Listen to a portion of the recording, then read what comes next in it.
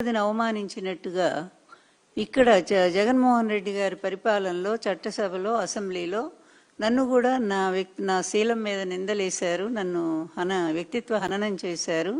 నన్ను చాలా ఘోరంగా అవమానించారంటూ ఆమె ఒక పచ్చి అబద్ధం మాట్లాడారు. పచ్చి అబద్ధం.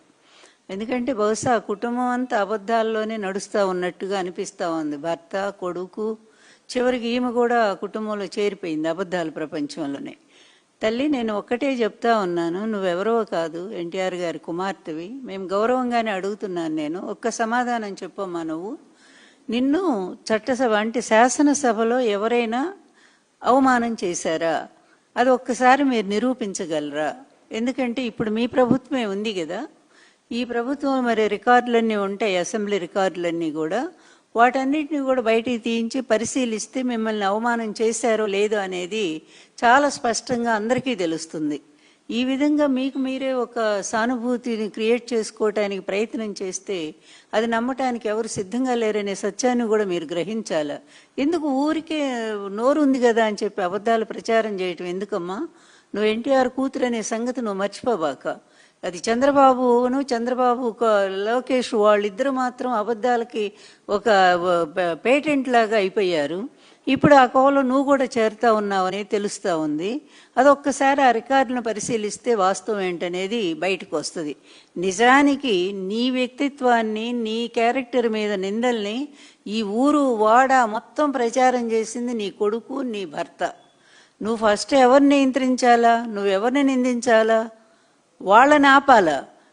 రాజకీయ ప్రయోజనాల కోసం నన్ను తీసుకెళ్లి బజార్లో పెడతారా అని చెప్పి వాళ్ళని నీ కొడుకు 4 తన్నులు తన్నాలా, 4 దెబ్బలు వేయాలా? ఇట్లాంటి పిచ్చి పిచ్చి ప్రచారాలు తల్లి మీద ఎవరైనా తీసుకెళ్తారా జనంలోకి అని చెప్పి? అది పోయి నువ్వు కూడా ఎవరో మీద నిందలేస్తే ఎట్లమ్మా? అప్పుడు మీ పార్టీలో ఉన్నవారే మిమ్మల్ని ఒక మాట అంటే నిజంగానే ఆ రోజు అందరం ఖండించాము. ఎందుకంటే ఒక మహిళను ఆ విధంగా అవమానించకూడదని. కానీ అంతకుముందు నీ కొడుకు, నీ భర్త, వాళ్ళ కుటుంబం స్త్రీల మీద చేసిన అవమానాలను కూడా నువ్వు ఒక్కసారి గనక గమనించి ఉంటే నువ్వు వాళ్ళనే ముందు నిందించి ఉండేదానివి. ఎవరైనా స్త్రీలంటే స్త్రీలే కదా. అలాంటిది రాజకీయ ప్రయోజనం కోసం నీ భర్త నిన్ను మొదటి నుంచి కూడా ఈ విధంగానే వాడుకుంటానే ఉన్నాడు. పార్టీలో చేరే దగ్గర నుంచి కూడా ఇప్పటి వరకు కూడా నిన్న రాజకీయ ప్రయోజనాలకు అడ్డం పెట్టుకొని వాడుతున్నాడు. అలాగే నీ కొడుకు కూడా అట్లాగే తయారయ్యాడు.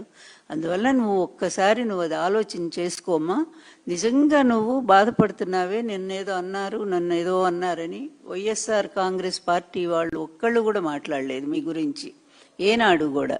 కానీ మీ భర్త, మీ కొడుకు ఏం చేస్తున్నారమ్మా? ఇంతెందుకు? ఇప్పుడు మీరు కాదన్నా అవునన్నా మీ తల్లిగా నన్ను స్వీకరించకపోయినా తల్లి స్థానంలో ఉన్నదాన్ని నేను. ఎన్టీఆర్ గారు కొన్ని లక్షల మంది జనం ముందు మరీ ప్రకటించి వివాహం చేసుకున్నటువంటి ఒక ధర్మబద్ధమైన భార్యని నేను. ఆమెను ఉన్నాను కదా. ఆ రోజు నుంచి ఈ రోజు వరకు కూడా నా క్యారెక్టర్ అసాసినేషన్ ఎంత దారుణంగా చేస్తున్నారో నీ భర్త దగ్గర నుంచి నీ కొడుకు. మొన్న కూడా ఎవరినో కూర్చోబెట్టి నా మీద 60 ఏళ్ల వయసులో నన్ను అవమానం చేశాడే. మరి ఒక్కసారి నిజమైన తల్లివైతే, నిజంగా స్త్రీ అని చెప్పి నువ్వు బాధపడతా ఉన్నావే, సాటి స్త్రీల బాధ గురించి ఆలోచించాల్సిన అవసరం నీకు లేదా? నీ బాధ నీ ఒక్కదానికైనా? నువ్వేమైనా ప్రత్యేకమా? మేమంతా స్త్రీలం కాదా? మేమంతా కూడా పెద్ద కుటుంబాల్లో ఉన్నవాళ్ళం కాదా? మేమంతా ధర్మ మార్గంలో నడిచేవాళ్ళం కాదా? ఈ విధంగా ఇష్టం వచ్చినట్టుగా నన్ను మాట్లాడి అసహ్యకరమైనటువంటి భాషతో ఇప్పటికి కూడా ట్రోల్ చేస్తూనే ఉన్నారు. ఐటీడీపీ ద్వారా అతి దారుణంగా చేస్తూనే ఉన్నారే. మరి ఒక్క రోజన్న ఇది తప్పు అని చెప్పి వాళ్ళకు నువ్వు చెప్పావమ్మా? ఇంతెందుకు? రాష్ట్రంలో మహిళల మీద జరుగుతున్న అన్యాయాలు, అతి దారుణమైన అన్యాయాలు ఈ తెలుగుదేశం పార్టీ, అందులో నీ భర్త చంద్రబాబు నాయుడు గారు ముఖ్యమంత్రిగా ఉన్న ఈ సమయంలో, అలాగే నీ కొడుకు ప్రకటించబడినటువంటి ఒక ముఖ్యమంత్రిగా పరిపాలన చేస్తున్నటువంటి ఈ రాష్ట్రంలో ఇప్పటి వరకు కొన్ని వందల మంది మహిళల మీద అత్యాచారాలు, అఘాయిత్యాలు, అదేవిధంగా వాళ్ళ మీద దారుణంగా అవమానించటాలు, ఆఖరు బట్టలు తీసి రోడ్డు మీద మీ తెలుగుదేశం వాళ్ళు కొడతా ఉంటే ఇంతవరకు ఒక్కళ్ళన్నా నీ భర్త కానీ నీ కొడుకు కానీ వాళ్ళు ఇది తప్పు, ఇలా చేయకూడదని వాళ్ళ మీద కేసులు పెట్టించారా? ఒక్కడినన్నా అరెస్ట్ చేయించారా? పసి కోనలే మైనర్ తేలినటువంటి చిన్న చిన్న బిడ్డల మీద అత్యాచారాలు చేసి చంపేశారే, వాళ్ళు అసలు వాళ్ళ మీద కేసు ఎక్కడైనా ఉందా?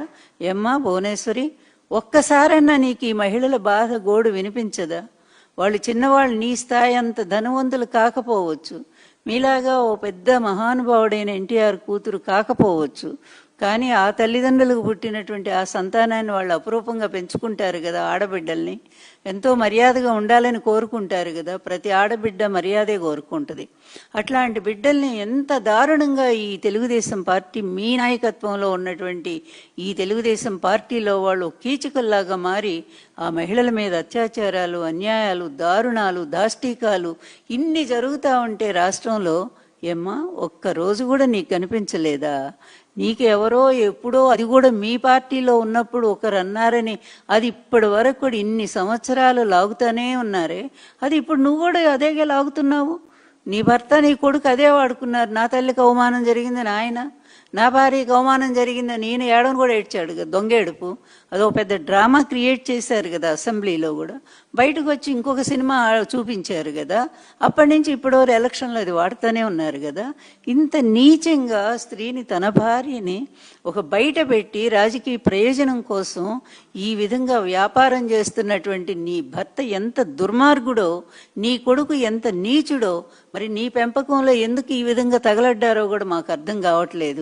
అంత నీచంగా బిహేవ్ చేస్తూ ఆడవాళ్ల మీద కనీస గౌరవం లేనటువంటి నీ భర్త, నీ కొడుకుని దండించాల్సింది పోయి నీకేదో జరిగిందని చెప్పి ఇప్పుడు వచ్చి బయట మాట్లాడుతూ ఉంటావా? ఇది న్యాయమేనా? ఈ ప్రశ్న మిమ్మల్ని వేస్తున్నాము. ఈ రాష్ట్రంలో జరుగుతున్న ఆడబిడ్డల మీద జరుగుతున్న అన్యాయాల గురించి ఒక్కసారి మాట్లాడండి. నాకు జరుగుతున్న అన్యాయం గురించి ఒక్కసారన్నా కనీసం ఎందుకు ఆమె జోలిపోతారు అని ఒక్క మాట మీరు ఎప్పుడన్నా మాట్లాడారా సపోర్టుగా? ఏనాడు లేదు కదా. మీకు మీరే ఈ విధంగా సపోర్ట్ ఇచ్చుకుంటే, సమర్థించుకుంటే అమ్మా అది నవ్వులాటగా ఉంది తప్ప ఇక్కడ రాష్ట్రంలో ఎవరు కూడా నవ్వుకుంటున్నారు. మీ మీద సానుభూతి కించిత్తు కూడా లేకపోగా మీరు కూడా అబద్ధాలతో చేరి మాట్లాడుతున్నారని అందరూ కూడా నవ్వుకుంటూనే ఉన్నారు. రాష్ట్రంలో ఇంకా అలాగే వైఎస్ఆర్ గారి కుటుంబం గురించి కూడా మీ వాళ్ళు ఎంత నీచమైన వ్యాఖ్యలు చేశారమ్మా. వారి కుటుంబం గురించి, ఆ స్త్రీల గురించి, షర్మిల దగ్గర నుంచి, విజయమ్మ గారి దగ్గర నుంచి, భారతి గారి వరకు కూడా ఎంత హీనంగా ఇప్పటికి కూడా చేస్తున్నారు కదా. నీచమైన బొమ్మలేసి ఎన్ని రకాలుగా ట్రోల్ చేస్తూ ఉన్నారు కదా. మరి ఒక్కసారన్నా నీ కొడుకు ఆ సంస్కారం నేర్పించావా భువనేశ్వరి? ఒక్కసారన్నా కూడా ఈ విధంగా కుటుంబంలో ఉండే స్త్రీలను ఎందుకు మీరు బయటకు లాగుతున్నారు? ఎందుకు దారుణంగా వాళ్ళని ఈ విధంగా క్యారెక్టర్ అసాసినేట్ చేస్తున్నారని ఒక్కసారన్నా మందలించావా? నిజంగా ఇంకొక తల్లి అయితే, నాలాంటి తల్లి అయితే చెప్పు తీసుకొని పళ్ళని రాలగొట్టేదనమాట. ఎందుకంటే ఇట్లాంటి పనికి మాలిన స్త్రీలందరూ తల్లుల్లాంటి వాళ్ళు, చెల్లెల్లాంటి వాళ్ళు, పరాయి స్త్రీలు. అలాంటి వాళ్ళని గౌరవించాల్సింది పోయి ఈ విధంగా వీధుల్లో పెట్టి వాళ్ళ ఫోటోలు ఇష్టం వచ్చినట్టు మార్ఫింగ్లు చేసి అసహ్యకరమైనటువంటి బొమ్మలతో చేస్తూ ఉంటే ఇది నువ్వు భరిస్తున్నావా, లేకపోతే నువ్వు కూడా ఎంకరేజ్ చేస్తున్నావా? అట్లా చేయండి అని దీని గురించి మాట్లాడమ్మా భువనేశ్వరి. ఫస్ట్ నువ్వు ఆ స్త్రీలు కదా, మనకంటే కూడా ఇంకా గౌరవమైన కుటుంబంలో ఉన్నవాళ్లే కదా.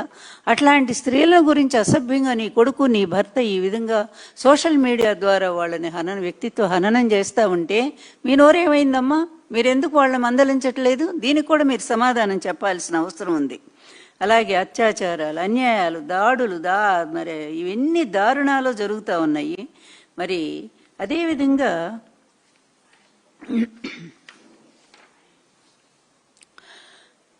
ఇది ఇట్లా పెడితే ఇంకొక పాయింట్ మనం మాట్లాడుకుందాం.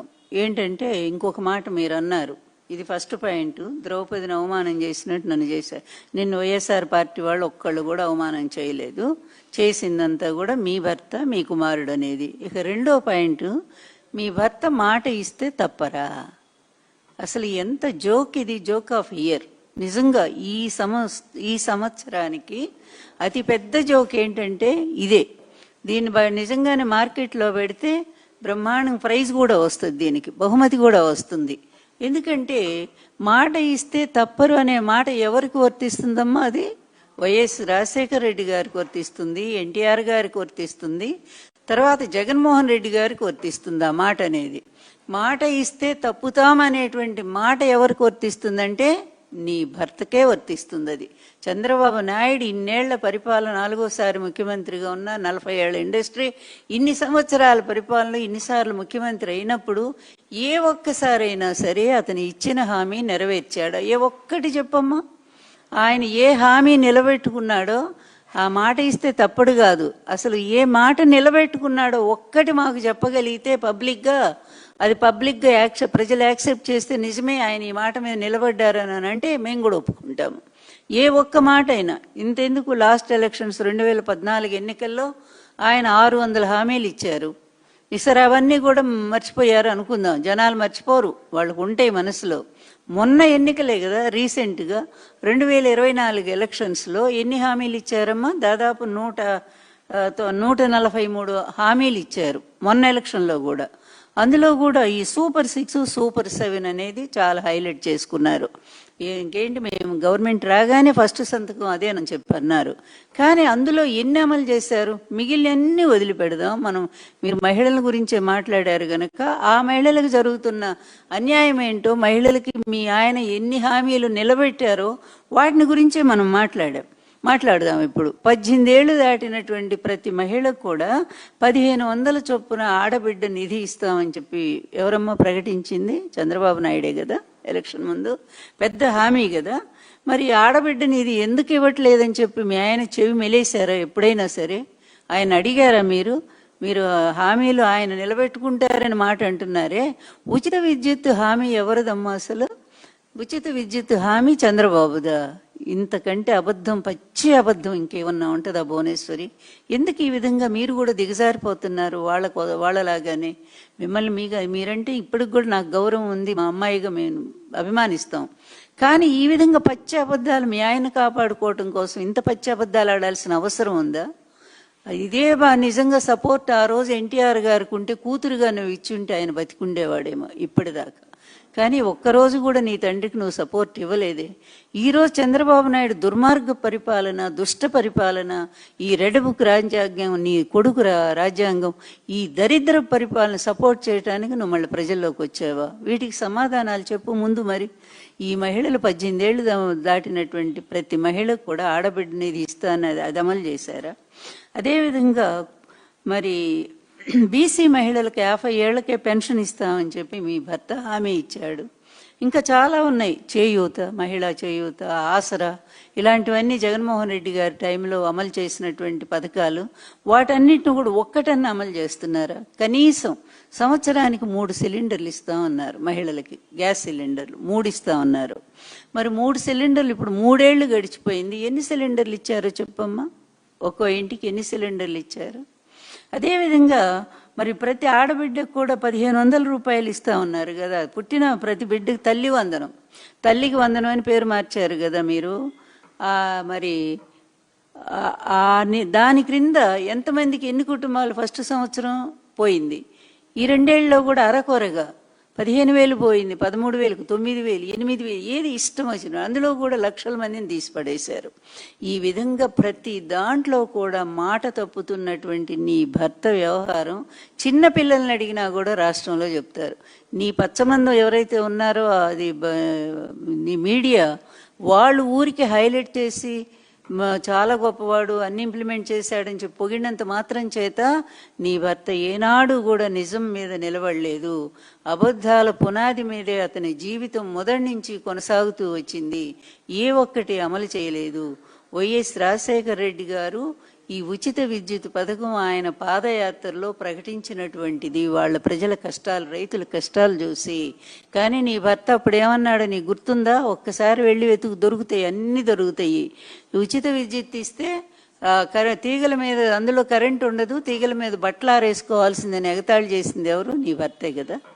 కానీ ఆయన వైఎస్ రాజశేఖర రెడ్డి గారు వచ్చాకే కదా ఆ పథకాన్ని అమలు చేసి ఇప్పటి వరకు కూడా కంటిన్యూ అవుతూనే ఉంది తెలంగాణలో. ఇక్కడ ఏమవుతుందో తెలియదు నాకు. అట్లా ఈ పథకం ఇచ్చి మాట మీద నిలబడినటువంటి వాళ్ళు ఆ తండ్రి కొడుకులు, ఈ తండ్రి కొడుకులు కాదు, నీ భర్త నీ కొడుకు కాదు. ఎందుకంటే వాళ్ళిద్దరూ దారి ఎప్పుడో తప్పారు.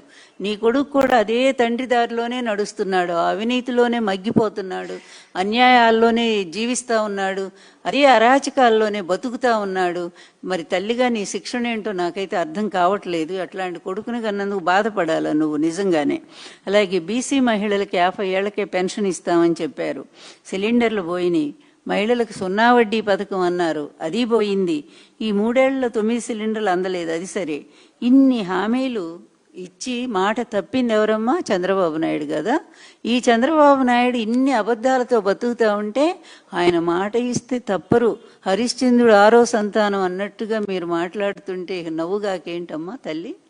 ఎంత నవ్వు వస్తుంది? మీరే ఆలోచించండి, మీరే ఒక్కసారి పరిశీలించండి. ఈ రాష్ట్ర పరిపాలన ఎలా కొనసాగుతుందో, ఎన్ని అరాచకాలతో సాగుతుందో, నీ కొడుకు దుర్మార్గాలు ఎంత దారుణంగా ఉన్నాయో, రెడ్ బుక్ పేరిట ప్రతిపక్షాలని ఎంత దారుణంగా వాళ్ళని మరి జైళ్ల పాలు చేస్తూ ఉన్నారో, ప్రశ్నించిన ప్రతి ఒక్కళ్ళని కూడా తీసుకెళ్ళి అరెస్ట్ చేయిస్తూ ఉన్నారే. ఇదా పరిపాలన?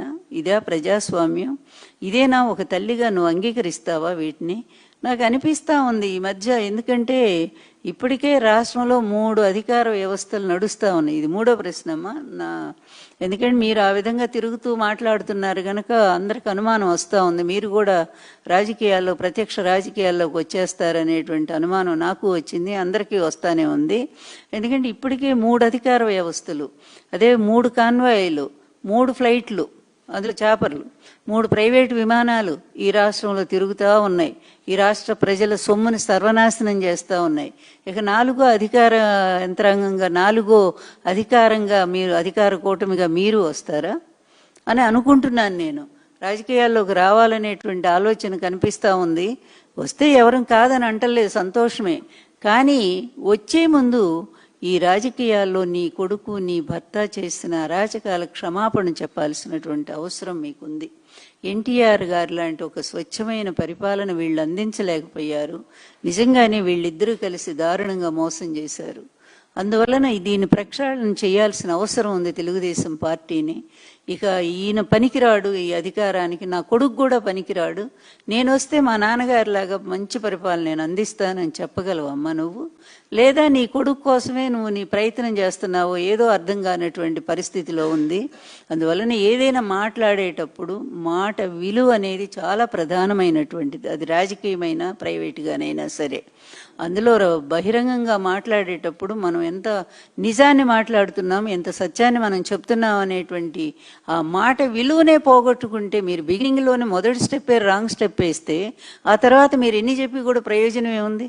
ఇప్పుడు మీరు చెప్పిన 2 మాటలు కూడా అబద్ధం అని తేలిపోయింది కదా.